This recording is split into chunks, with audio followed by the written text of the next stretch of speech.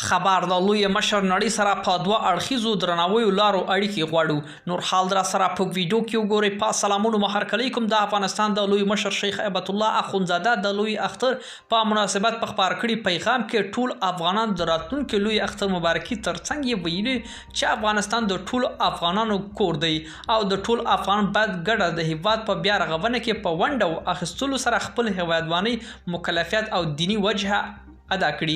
په خبره شوي پیغام کې د شیخ هیبت الله اخونزاده له قول لیکل شوي دي چې دوی د ګاونډیو سیمې او نړۍ د هیوادونو ته په پوره ډاډ ورکړی چې په افغانستان کې د هیڅ چاته اجازه ورنکړي چې له خاورې څخه یې د نورو هیوادونو امنیت ته ګواښ پیښ کړي. هغه پر نورو هیوادونو غږ کړی دی چې په افغانستان کې د کورونو چارو کې هم د مداخلې څه هڅه نه کوي. نوموړي ټینګار کړی چې دوی د امریکا په ګډون له ټولې نړۍ سره د متقابل تعامل او تعادل په چوکاټ کې ښې پیاوړتیا ډیپلوماټیک اقتصادي او سیاسي اړیکې غواړي او دا ټول اړخونه په خیر کار بولي.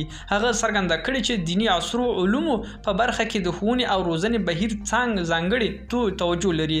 هغه د اقتصادي پیاوړتیا بیا رغونه او پاتې ستونزو منځه وړلو د حکومت او ملت په مسؤلیت بللی دی او بیا ته په اشاره کې ټینګار کړی دی چې د اسلامي اصولو او ملي منافعو په نظر کې نیولو د بیان ازادي ته هم په ژمنتیا لري او د ژورنالیستیا کولی شي چې په دغو ټکو ته په پام په ډاډه زړه خپل فعالیتونه ترسره کړي. د افغانستان لوی مشر دغه راز له شخصیتونو سره د تماس کمیسیون باندې غږ کړی چې د هیواد ته د راګرځېدلو راتلونکو هیوادونو سره خپلې ټولې ژمنې پوره کړي او سر د مال او عزت څخه یې په کلکه ساتنه وکړي. ملګرو دا و زموږ چمتو شوی ویډیو که ستاسو دې ویډیو په اړه کوم نظر پیشنهاد لرئ موږ سره په کومنټونو کې شریک کړئ او د لا ښکلو ویډیوګانو لپاره له موږ سره پاتې شئ. تر بیا ښې چارې.